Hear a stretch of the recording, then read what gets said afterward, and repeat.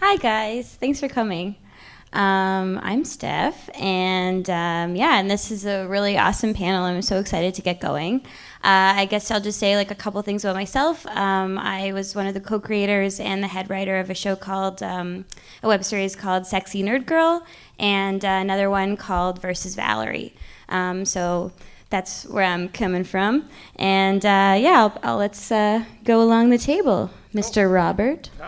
I'm Rob Mills. I'm a writer, producer, director, performer, puppeteer.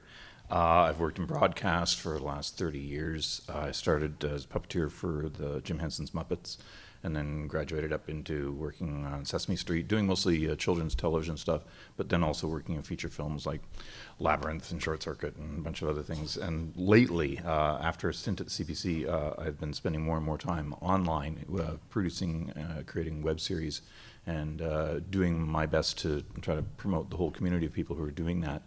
And we do a show called Rufus the Dog, which used to be on broadcast, and we ported that over to the web. And we do another thing called Rubber Chicken Players, and we've got a bunch of other projects in the pipeline as well. And I'm one of the founding board members of the Independent Web Series Creators of Canada, which is a professional organization that helps to promote what we do and how we do it, and to make sure more people are doing it and taking advantage of this new world of reaching an audience directly. Never follow Rob. He's way too impressive. No. I'm Jill Golick. Thank you. I've made my career mostly in television, and for about the last, since about 2006 or 2007, I've been playing with storytelling on the web. My current web series is called Skye P.I. We have our third season, which is rolling out as we speak. 8th episode coming out tomorrow on cbc.ca/kids.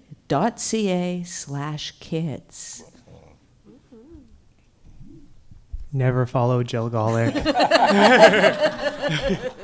Hi, my name is JP Larocque. I'm the writer, director, producer of a web series called Gay Nerds. It's a comedy about a group of friends who fall into adventures, parodies of TV shows and movies. We're in our second season right now. We have a special coming out in the fall.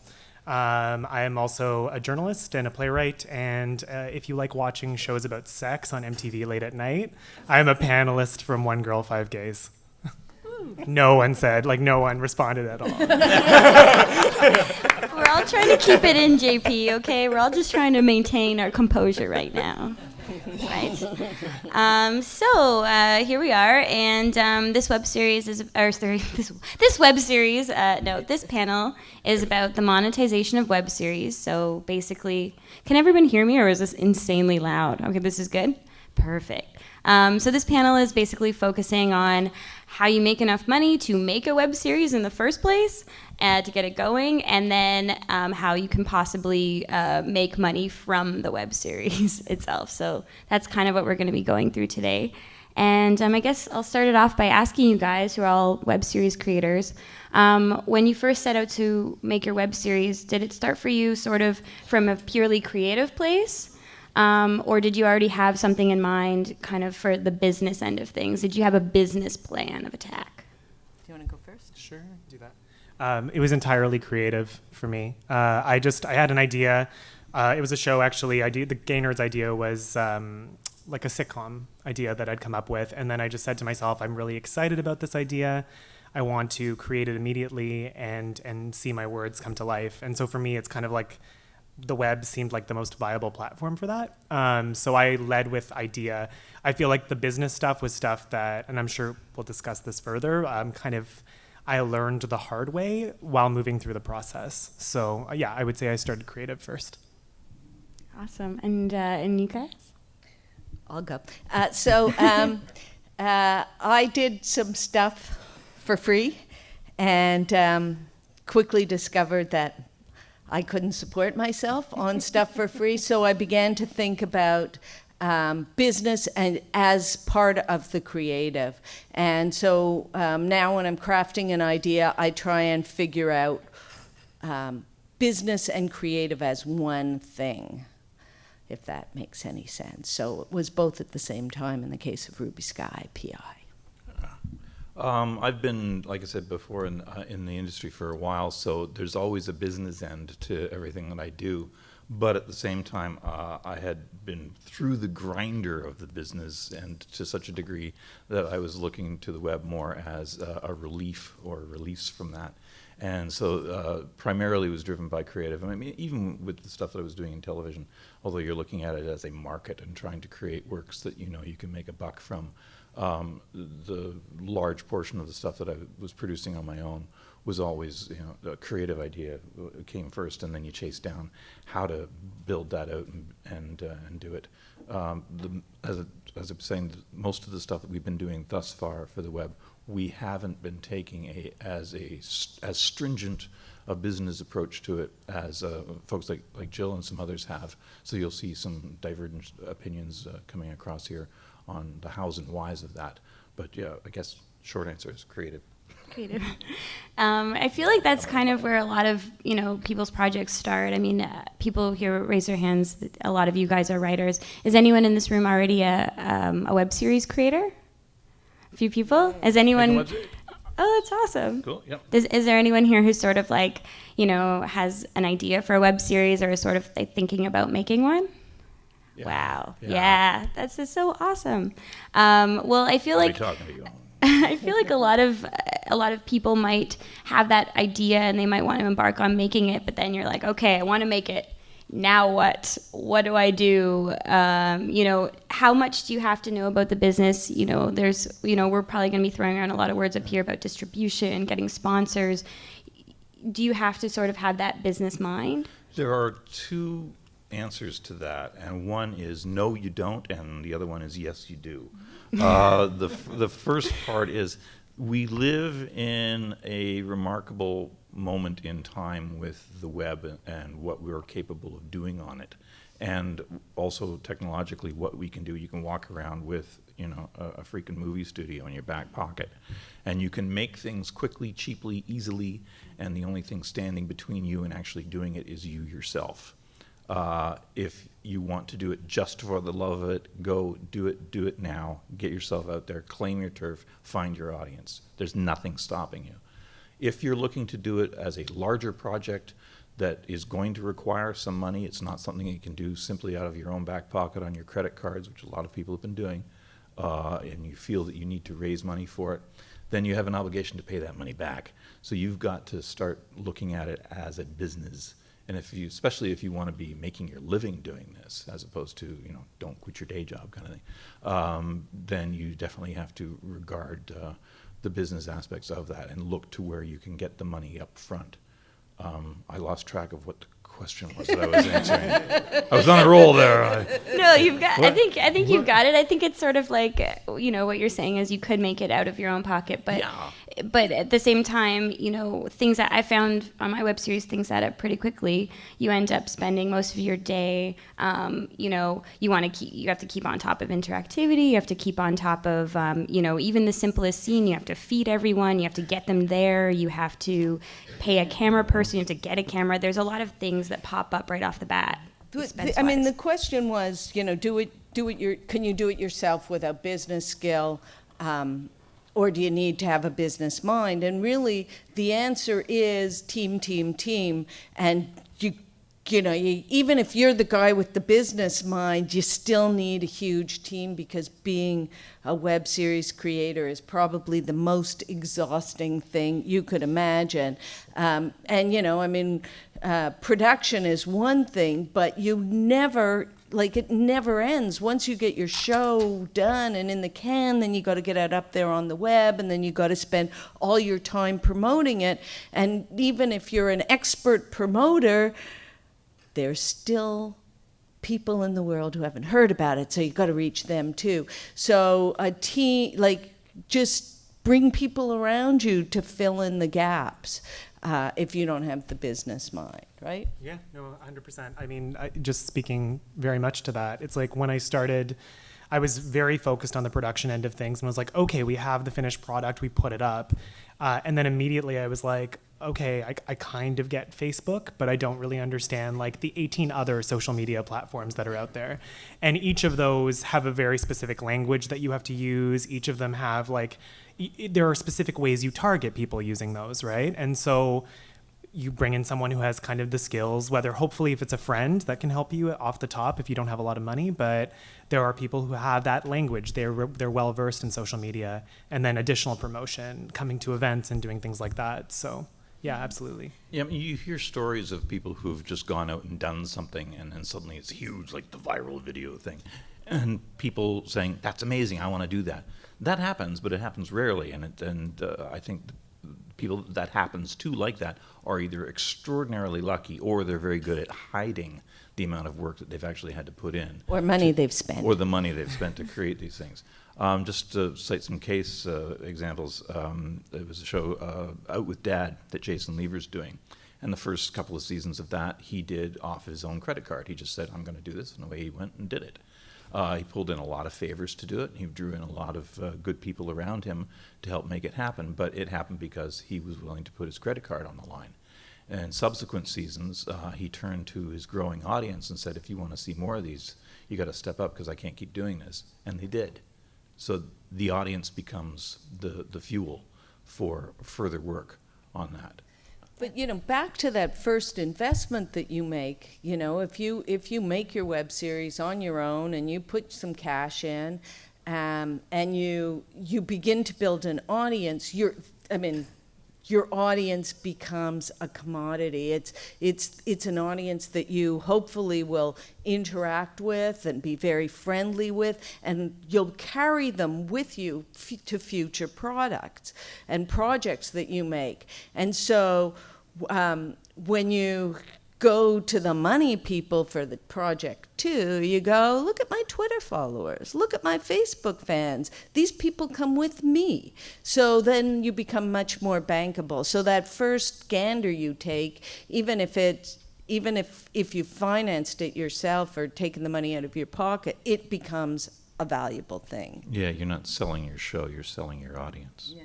Mm-hmm. Well, no. It sounds crass, but I mean, look at the business model of broadcast television. Broadcast television is not in the business of making shows.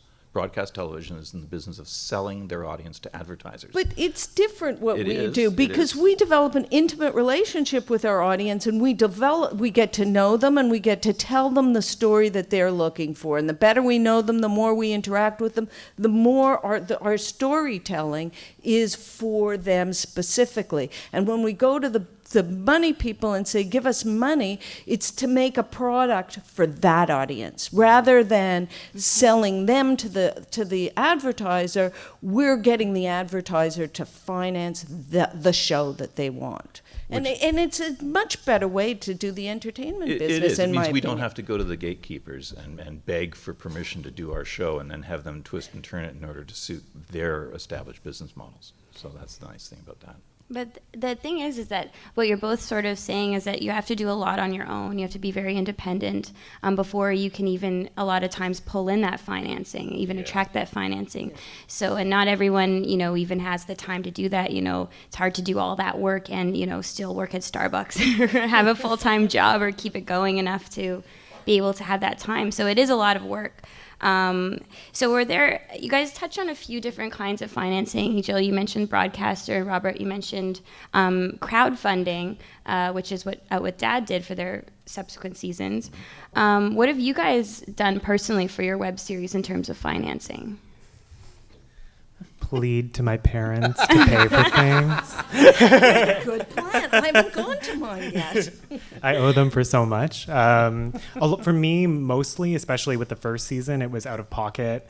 And I also was able to benefit from kind of working with a group of people who we collaborate together. So we all work together. So I was able to get away with doing things for less money than probably I would have ended up paying if I'd had to kind of go out and find those people.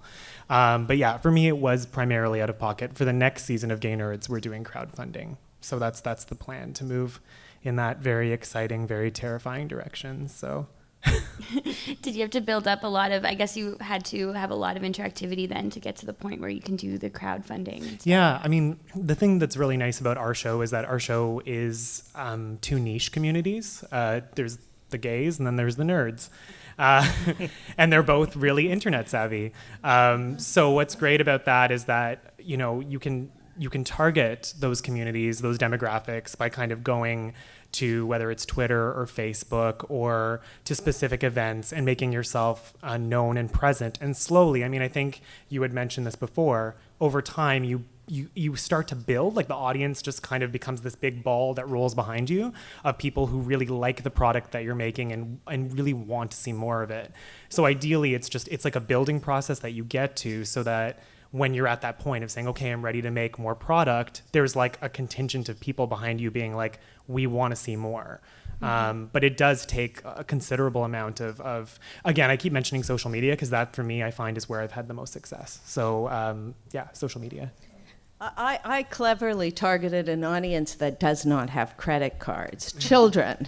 So I can't really go to them, and also you can't really go to advertisers because really advertisers are not supposed to advertise to children, and who wants to be sponsored by sugary cereals anyway.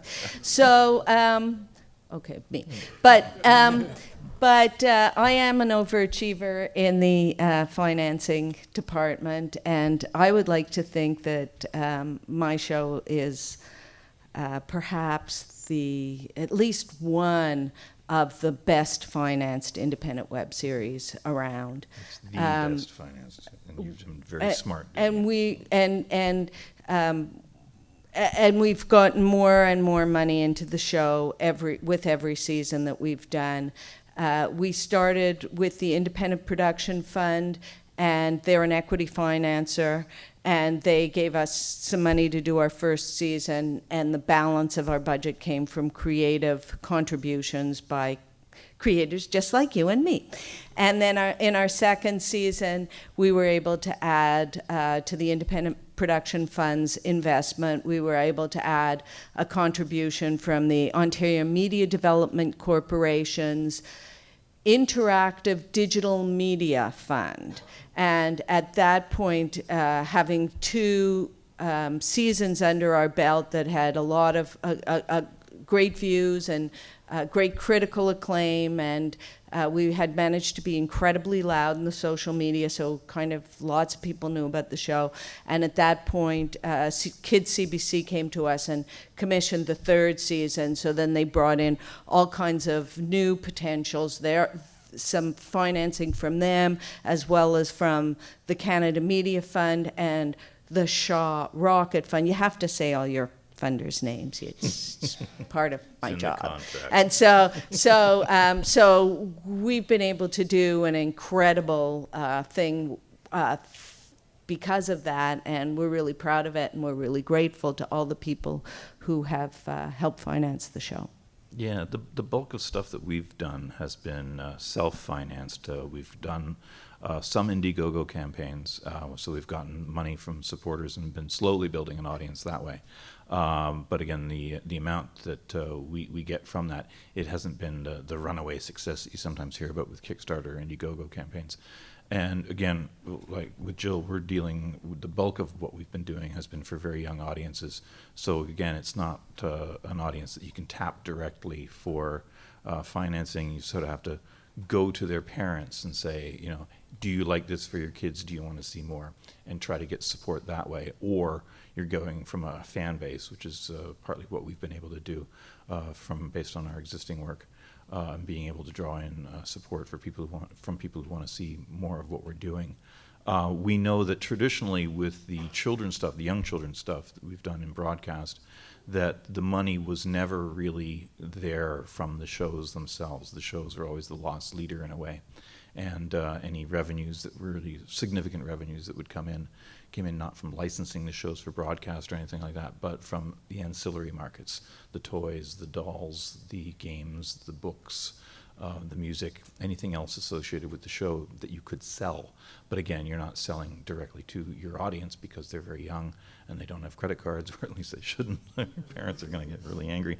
So you want to be able to set up a way of making a show that you can access your audience as widely and as directly as you possibly can, and at the same time try to trigger their parents, the ones who have the cash in hand, to be able to provide continuing support and ongoing support for the work that you're doing.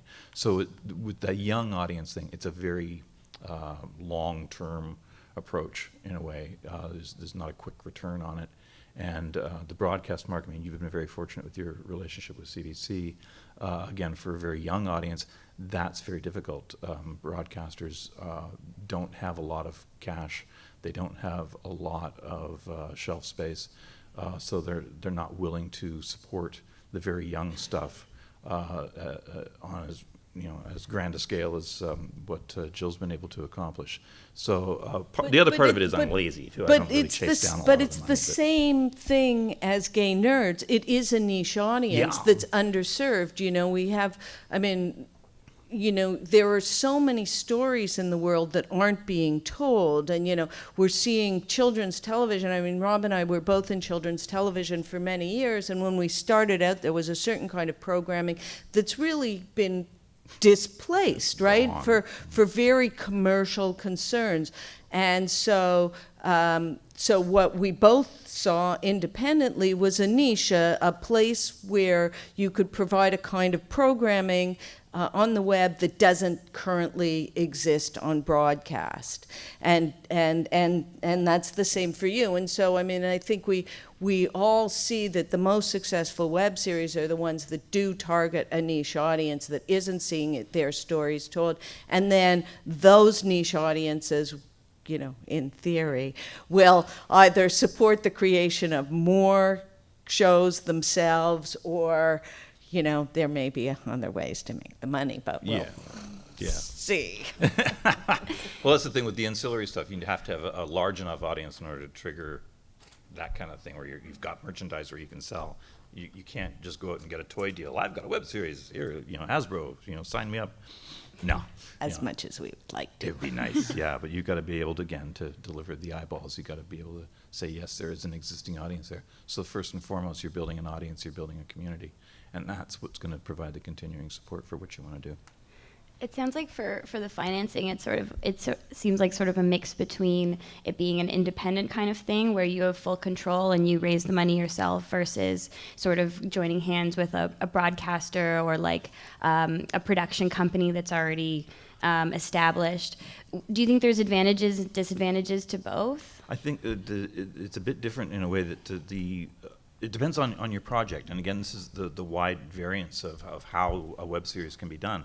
The traditional TV model is you have to go to a broadcaster and say, will you help me make this show? And they say yes, and that triggers all sorts of funding options, and then you make the show. And there's money that's involved in raising the money and doing that. With the web series thing, what's really nice is you can greenlight your own project. You don't have to ask anyone for permission.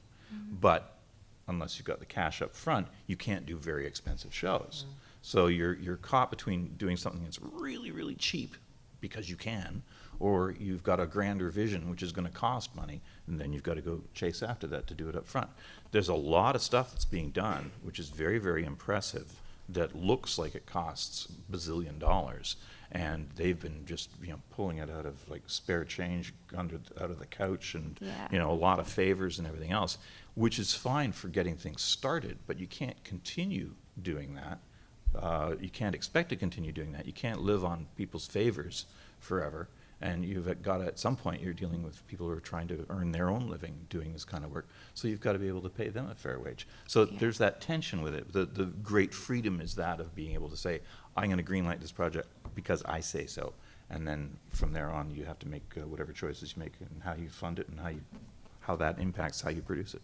Yeah, that's definitely true. I know that there's, you can become friends with your most talented editors and cinematographers and animators and writers and hope that you guys can all be a cozy team together. But at the end of the day, if they're not making money, they have to go to their job. You can't exactly set a deadline and be like, have it done by then, because, they are working for free and they can't make it their first priority. Yeah. No, that's that was a big thing that we encountered on Gay Nerds as well, was because everyone had a day job on that production, right?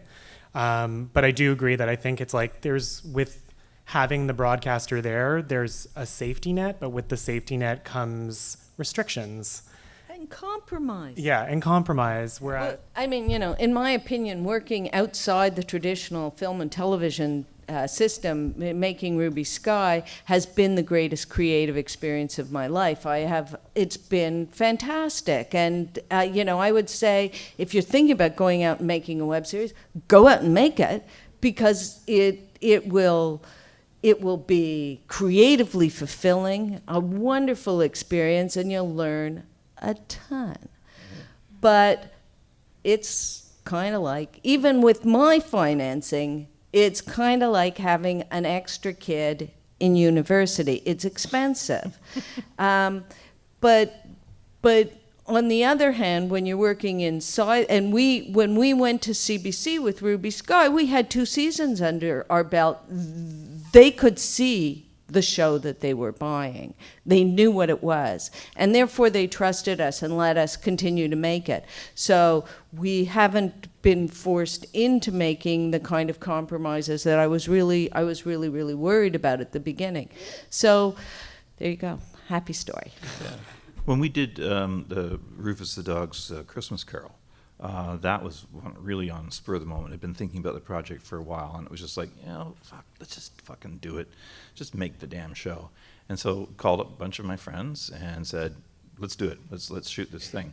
And we did a little Indiegogo thing, and as we're raising the money for Indiegogo, I'm writing the script. We didn't even have a script yet.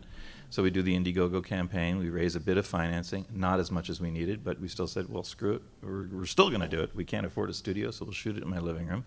And we shot for 4 days in my house, and we put together a half-hour Christmas special with 4 original songs and a whole cast of puppet characters and a CG Victorian world. And it took a year of post, me sitting down in the basement fucking around with the damn thing. We finally got it done, but that's what it takes in order to get that thing going. If it was a proper television production, you'd be throwing money at your post-production on something like that and saying, quick, we've got a deadline. Instead, it was like, I guess I'll do a little bit more this morning. You go down in your house coat and you sit there and you make another little piece of England for the show. And it was very fulfilling creatively. We had no money to do it, and the only reason it happened was because of the generosity of everybody who participated in the project. And the end result of it is we have this really nice finished piece, which is leading to other projects related to those characters. And we're hopeful that we can continue along that path and generate revenue for the newer projects and from the older projects, and be able to share that revenue with the people who participated in the show, so that they weren't just for hire. We're all shareholders basically in the whole production. So it's an interesting arrangement that we had. And Rufus's Christmas Carol is now a Christmas time perennial in my Jewish household. Yay! That's the highest compliment of all. It's even got the flying spaghetti monster in it. It's very unique. Something for everyone. If let's say you wanted to go to a broadcaster with your series and do the more traditional route, but you don't have 2 seasons under your belt, and you don't have a dillion eyeballs on your Twitter account. How do you sort of get that going? And basically what I'm asking is, let's say we all wanted to go to a broadcaster. What do you think we would need to have to show to impress them, to sort of get in the door with our ideas? I can say that for me, since Gay Nerds has started, I've continued to try to sell it as a series.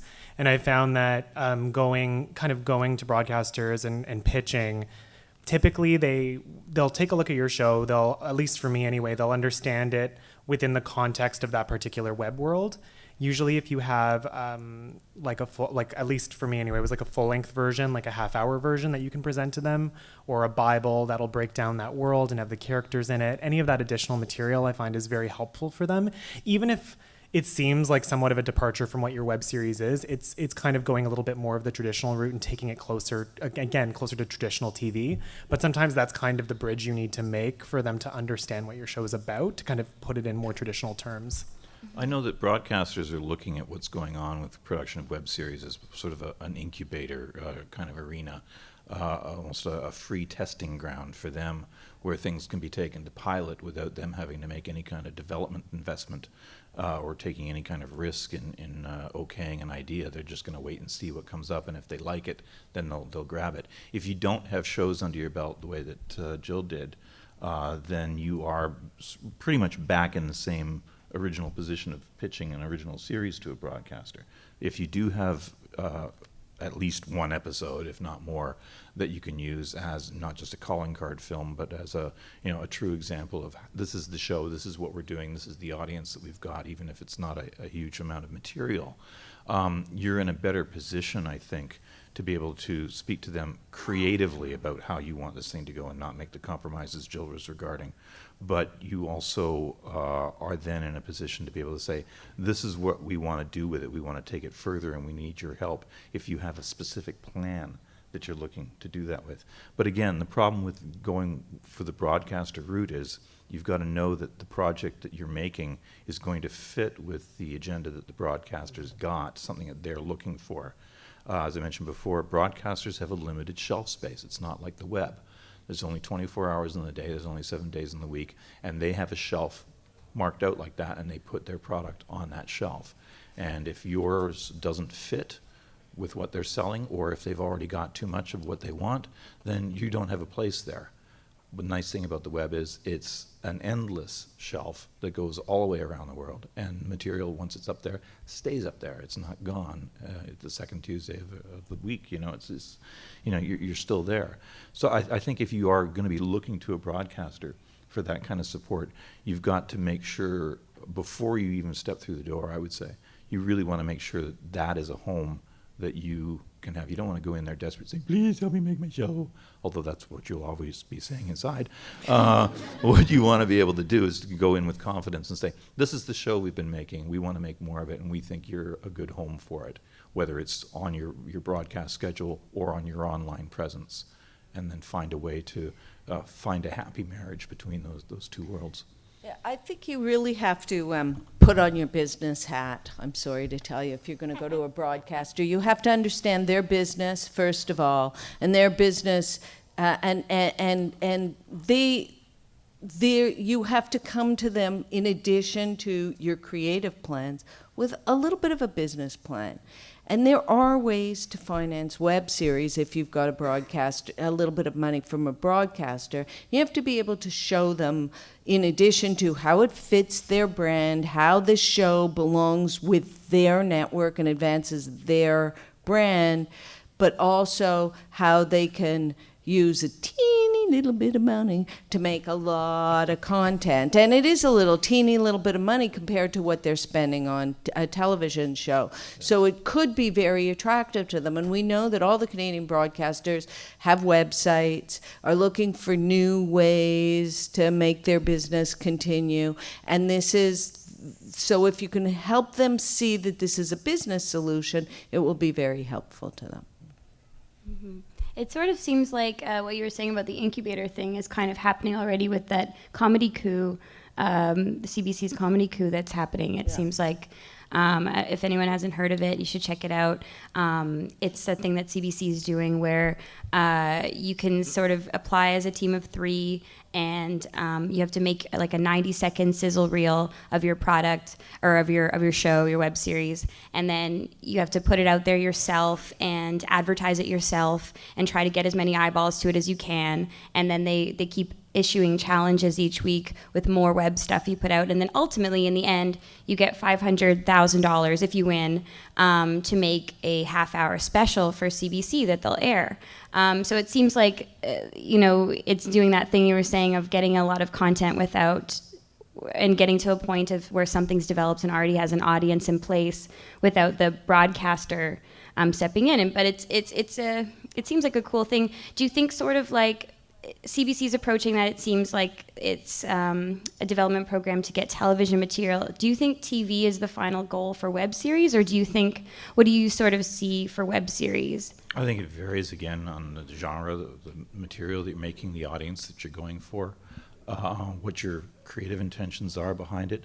I mean, as promising or as hopeful as something like that that you just described that CBC is doing, there is an element of dance monkey dance to that, saying, here, jump through these hoops and maybe we'll give you a candy, as opposed to we're going to take your project seriously in a rational discussion like adults, instead of turning it Treat into you like a professional. Yeah, exactly. Instead of saying here's another contest like you're in a dance competition in the 1930s Depression. It's just there's at times it gets a little bit pathetic like that, and I get very upset when I see those things coming around. Oh God, I lost my train of thought again. The idea of them, a broadcaster trying to generate material for themselves that way is fine if you want to play along with that game. But I do think the broadcasters are trying to, at the same time, address the changes in the industry, the changes in the community that's watching them or not watching them, turning to other screens to see other material. And they are desperate to try to figure out how to fit themselves into that. Their main desperation is how to not change their business models while still being able to maintain a level of control or survival. And I think the only way they're really going to succeed is by changing their business models, and the way that they're going to be doing that is by dealing with independent creators who can come up with the material that they themselves, with their monolithic behemoth structures of conducting the so-called industry, is failing them. It's not working anymore. The process by which they decide what people get to watch just doesn't wash anymore. People are watching and seeking what they want. And if the broadcasters can't provide it, the people themselves will provide it. So you're the audience, you're the creators. You're making this material not just for yourself, but for other people like you. You are your audience. Feed yourselves. Thank you. Sorry for reaching across to you. Refreshment Right when you said break. feed yourselves, I was reaching for a glass of water. Yes, it's water. It's perfect. Thank you. Do you have is TV your end goal? For me, yes. Like I would ultimately like to write for television, so I would say that my web series, I'm using it as a means, not using it like I'm telling a story, but it is ideally a means to kind of getting my voice out there, my style out there, continuing to build kind of my skill set, so that when I'm lucky enough to go and sit in a writer's room, I can, I have these skills that I'm bringing to the table that I learned kind of on the ground doing a project independently, alongside obviously other work that I'd be doing. I just think it really depends. The web is kind of like the Wild West, even still. I know it's like kind of becoming a little less wild, but I think it really depends on what, again, the creative intentions are behind a project, because a web series can be anything. Like it can be so many things.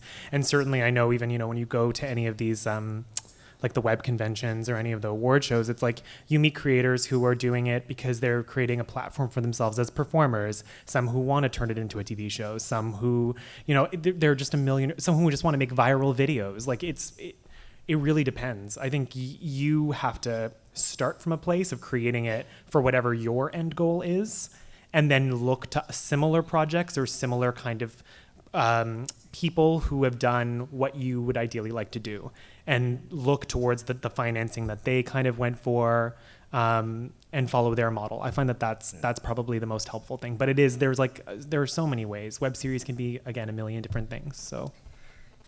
Oddly, TV is not my end game, even though, this project has gone to a broadcaster. It's on their website. My goal is to be able to tell great stories that connect to an audience and also pay the rent. So right now, in Canada, television broadcasters sort of are the gateway to the money that allows us to make audiovisual content. And so in some ways, yeah, I'm definitely courting broadcasters and looking for ways to do projects with them. But ultimately, I want to build an audience that will sustain my storytelling and connect to them. And I don't care what screen it's on. It's, connected screens everywhere as far as I'm concerned.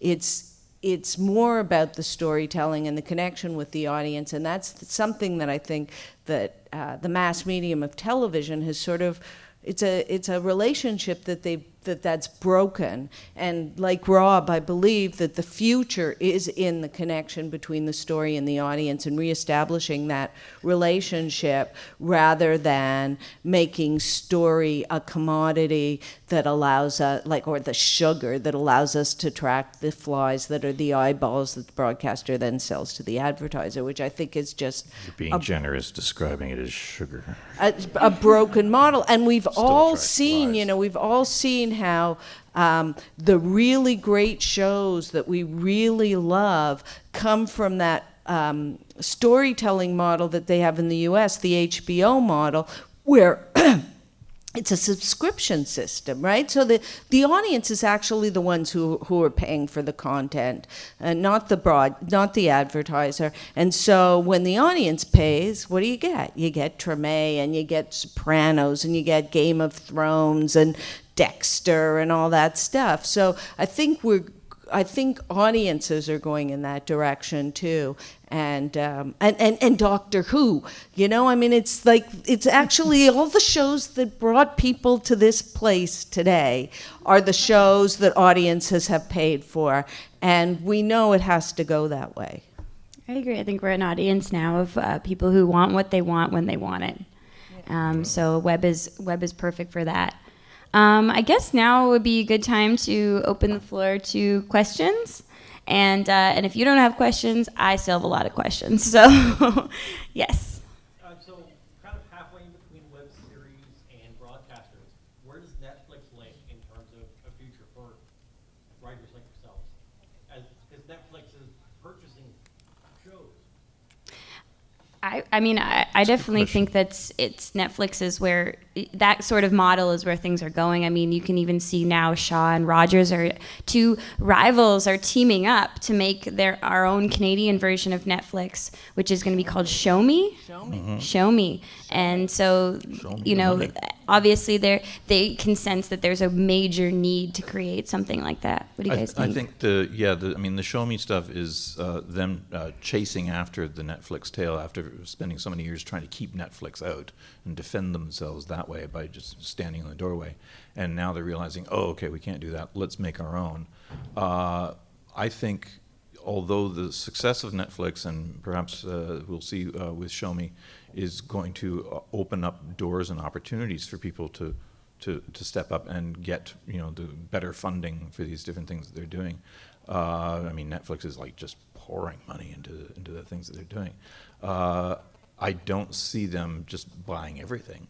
So you're still dealing with a limited, avenues, a funnel in a way that you have to be able to fit through.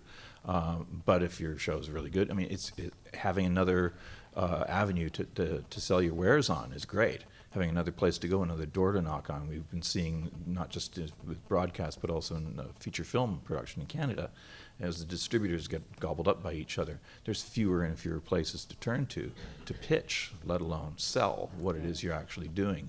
So I welcome any of those opportunities that are there. I think there will be more. I think there will be other versions of Netflix that will show up, some that are very specific to specific genres, children's as well as horror, fantasy, whatever. So it's going to even further fragment the marketplace. But again, create more opportunities where you can come and take things. Again, like we saw with the specialty channels, as you get into that smaller fragmentation with the niche audiences, the amount of money that they've got to play with will be reduced. So the amount of work that they'll be able to buy or the quality of the work they'll be supporting will vary accordingly. I don't know. I like the idea of the smaller budgets and the more niche programming in some ways. I mean, you know, we look at the business and people are taking huge, massive profits out of it, and it really isn't the creative people behind the shows who are doing that. So, you know, if we slice, I mean, I don't think, you know, we have to drive Ferraris if we're telling stories to people. I think we do a really important job. It's a noble job to tell stories and to inspire people. Can't pay rent with nobility. But I mean, I don't mind if it isn't the huge budgets that somehow that gets reduced. But, you know, the Netflix, Amazon, which we don't see here, is doing it. And there are a lot of new platforms turning up in Europe and around the world, so it's a cool thing. Yeah, I mean, you can have, you know, again, depending on the size of your project, and you can make a project that looks like it's massive, and it doesn't have to cost a huge, vast fortune. You don't have to hire casts of thousands. You don't have to, you know, go off to Bulgaria or someplace and shoot these things, but you can make it look like you did. The other thing is, I was going to go say, I keep hearkening back to John Cassavetes and what he was doing in the early 60s with his venture into independent cinema, and he was really a forerunner of what we're doing right now. And a lot of what he was saying back then is exactly what we're saying now, because he was at a time where theatrically, for feature films in America, he had access to equipment and opportunities for distribution that don't exist anymore, but they did then. And he was saying, we have to do this, you know, fuck the studios. You know, we don't have to ask for permission to do this stuff. Grab a camera, make a movie, and get it out there. So, same thing, grab a camera, tell your story, get it out there, and the first version of it might suck. Who cares? Make another one. You know, keep making them. You'll get better at it. And the more you get better at it, the more people will want to see it. And the more they want to see it, the bigger audience you've got, the better you get at your work. And it becomes a groundswell of amazing works that feed an audience that's desperate for good material. I think that's really important. Just make it. Because I know for me and for gay nerds, it's like I had a lot of people kind of saying, well, there's not like gay nerds. Like I don't really understand what that is. And there is no such thing as a queer nerd. And I'm like, well, like I am one. So I was like, that's a thing. But I think the thing is that the web still provides a really, really valuable platform for you to tell stories that aren't being told along kind of like major channels. You know, and I also think too that it's a kind of a playground where you can learn a lot of things.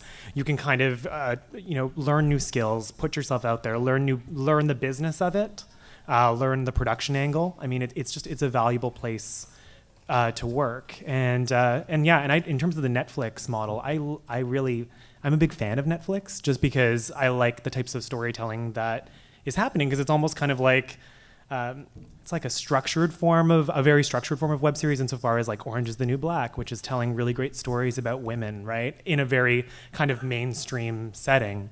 I rambled there, but yeah. So just tell the stories that you want to tell.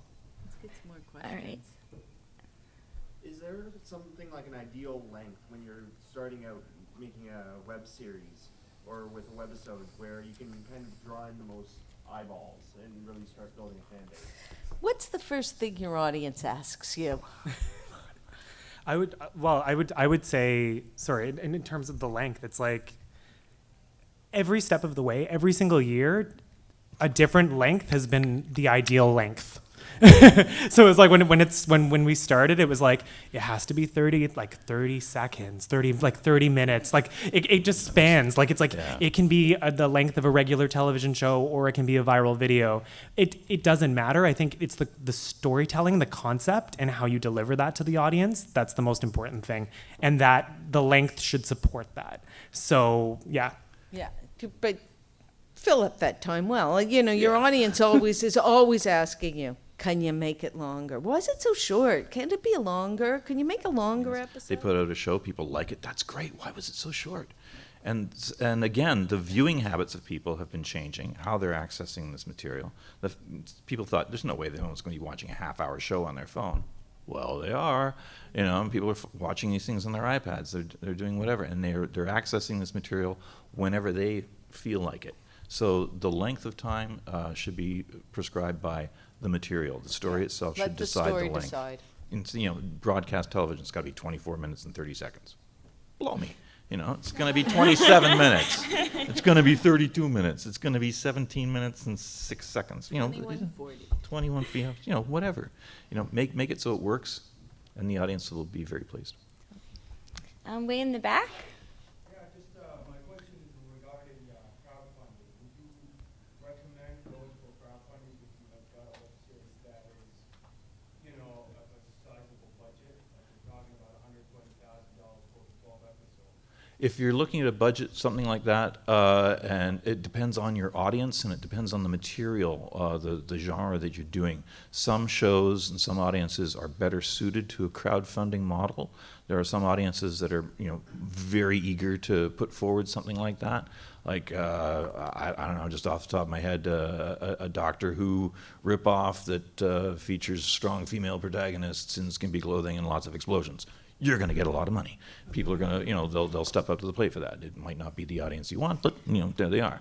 Yeah, and you also have to have the skill to pull it off, right? Yeah. You've got to have the social media chops and also a lot of friends with deep pockets to kick things off. Yeah, so I mean, a lot of the stuff that comes in with the crowdfunding doesn't come from far beyond your own circle of friends already. So you're getting a lot of support that way. It's a more organized way of begging for cash from your friends and family. There's only so many times you can ask your friends. It's too. true. It becomes a shallow trough after a while. You can't keep going back to that. We keep hearing stories about shows that have been very, very successful, or one-time film projects that, you know, go up for Kickstarter and they're looking for $50,000 and they come back with $250,000 or $300,000. And we're like, oh, that's amazing. That's rare. That's very rare. And we've seen enough really good projects that deserve the support, and they would be asking for $50,000, and they would maybe get 6. And part of that is dependent on how well or how good they are at using the social media tools to gain the attention for it. And it's a variable game. There's no cookie cutter approach to it. So just be very sure of who your audience is and what you're going to be providing for them, and give it a shot. Any more questions? Yes. I just want to, from an independent perspective, how do you go about protecting your intellectual property early on? Because that's one of the always things to be. I'll take that. Okay.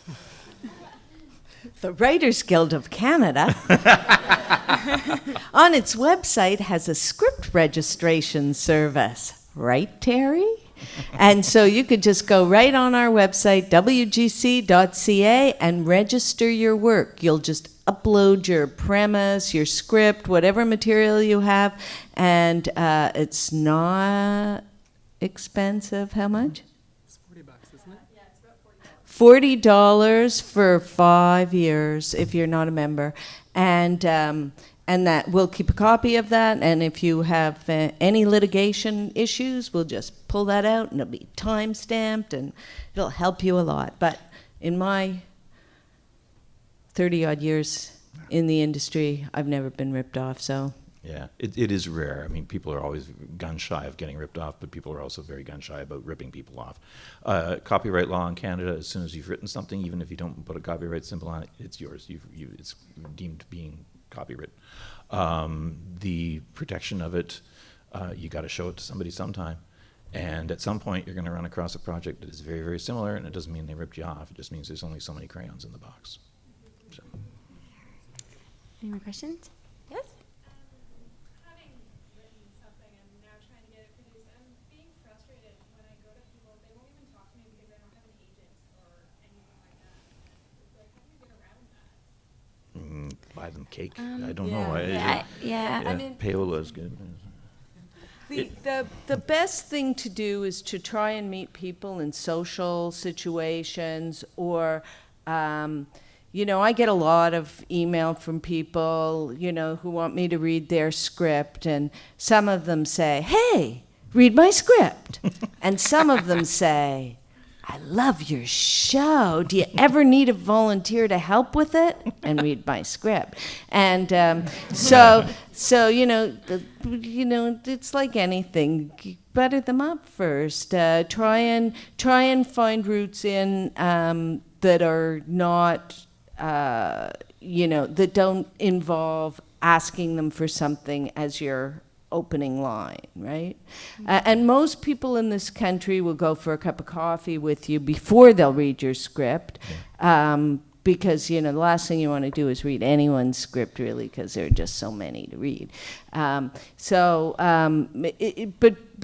try and build a friendship first. Like when we try and get people to blog about Ruby Skye, we start by going to their blog and leaving comments and tweeting links to the posts that they put up and following them and retweeting them and, like trying to be really nice and friendly with them before we even open the door to saying, hey, and look, we do something too. Yeah, Sorry, go ahead. Sometimes I was going to say that sometimes too, what can be beneficial is if you, like, for instance, the Toronto web series community, right? Say, yeah. If you find, like, there are a lot of people who are in the same boat as you, you can make a lot of very valuable connections there. You can meet, let's say, an up-and-coming producer who's looking to, like, produce a project, who wants to kind of, like, do that, fulfill that position, and they'll partner with you. Because sometimes it's like maybe the big guns won't notice you, but someone who's at the same level as you can work together, and you can mutually bring each other up, right? Yeah, don't look up, look sideways, basically. Yeah. We should mention, on Facebook, there is a community of web series creators called the Toronto Web Series Community. Is that Yep. right? Mm-hmm. It's huge. It's massive, and it's not even Toronto centric. There are people all over the world. It's a tremendous tool. If you ask a question on that forum, people will answer it, volunteer, and we have meetups every couple of months where you can that are really well attended. There's one coming up on September 17th. Usually it started out just as very informal gatherings at a pub, and people would get together and have beers and go, hey, it's so hard making a web series. And they go, I know, let's have another beer. And it kept growing and kept growing. I think, the last few that we've had like 80 to 100 people show up. And it's a great way to meet people face to face. And then when the Facebook aspect of that continues on, so the conversation just never stops. So I would advise checking out Facebook group, Toronto Web Series Community, come to the meetup September 17th, meet people, and just things explode from there. Yeah. Before we get to the next question, I was Yoda's just got on a that. question. On that. Yeah. Oh, sorry. Yoda has a question. Oh. Oh, okay. We did. Oh, the Toronto Web Series community? Yeah. On Facebook? Yeah, I was just thinking, are there any more, can you guys think of any more things that people should keep their ear to the ground, like any things they should be reading, any funds they should know about? There's a lot of stuff out there to help. I find, like, I think even ink drinks, you can go to ink drinks. Drinks is a good one as well. The Independent Web Series Creators of Canada, we also mentioned before, the website for that is iwcc-ciwc.org. I know. That's what you got to do, right? Just Google Independent Web Series Creators of Canada. This was set up a couple of years back. I finally got incorporated as a nonprofit organization. They've got a lot of very good information on their website, and they've been sponsoring different events. They helped set up the Toronto Web Fest, which happened back in May at Harbourfront. I don't know what plans are for next year. But they're also a good resource, and a lot of those folks are very active at the web series meetups as well. So that's a good place to go. But your first stop should be the Toronto Web Series community on Facebook. There's you just have to ask to join, and somebody will accept you into the group immediately. And we keep on that There's lots of docs, page. We have tons of files with the YouTube, Facebook, and Twitter accounts of all the web series that are going on. There's always information about where meetups are, what the web series contests are, people looking for people to work on their web series or collaborate with. And from there you will find out everything else about the web series world. And if you're not based in Toronto, if you're based someplace else, we would encourage you still to check out not only that Facebook group, but also start up your own local group. There's a group in Hamilton that Michael Canton was responsible for getting off the ground. And just anywhere that you are that is, you can find like-minded people where you can get together, however small that group might be. It's a way of keeping yourself from feeling alone and in the basement, working away and saying, why is this so hard? You can have someone help you. Did you get to ask your question way at the back? Actually, my question's about, like, resources and challenges, It's harder here, but at the same time, we've got a better community here than they do down in the States. People from the States who've been coming up are constantly remarking at how generous and cooperative and supportive web series community here is compared to down in the States. I mean, in Hollywood specifically, they're it's an industry town. It's all very sort of cutthroat and competitive, not just from an American standpoint, but just because of that industry town mentality that they've got there. Whereas here, it's like, okay, whose turn is it? How can I help you? What do you need? Okay, I can give you that, or, oh, this is my experience. So there's a lot more open, a lot more sharing stuff going on here. Yeah. Mm-hmm. I think the best you can do is put yourself out there is the main thing, because then you'll meet people you can collaborate with, and the more people know what you're up to, the more people want to help you. And it's definitely way more of a community than traditional broadcasting feels like. Do we have time for one more question, or are we about? Yeah, I think we can take a quick question. Okay, sorry. Well, last question. Just in terms of monetization, do you think you see it happening?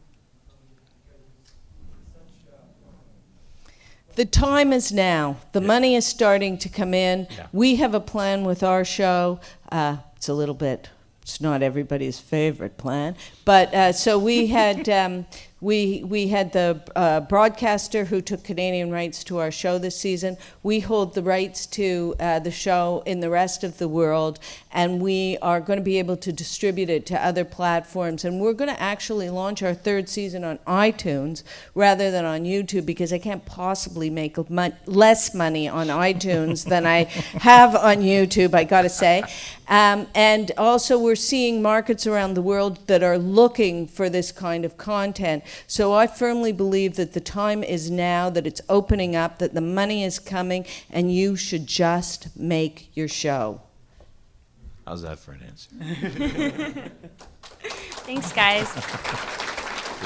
Well, thank you so much to our panelists, and here's Deanna again. Sorry, let me just creep in. Just a few last words. If you look at your handout at the back, there's some links to the Independent Web Series Creators Group that our wonderful panel was talking about. Also, there's a link to the report on monetizing web series. So if you want to go into that report, take a look. It's free. It's online. You go to the Web Creators website. You can get it for free. Look through that report. It's great. It has a lot of great ideas and Cards? And there's business cards up here. So I want to say thank you again to all the fans and the creators of web series in the audience, and to our amazing, wonderful panel that has such a tremendous amount of experience with making web series and trying to make money out of it. And one more plug, Writers Guild of Canada. We are launching our video, so awesome, so beautiful, about Canadian television, Canadian screenwriters. We're launching on Tuesday. Go to wgc.ca and you can check it out there. Thank you, everybody. Thanks, guys. Thanks, folks.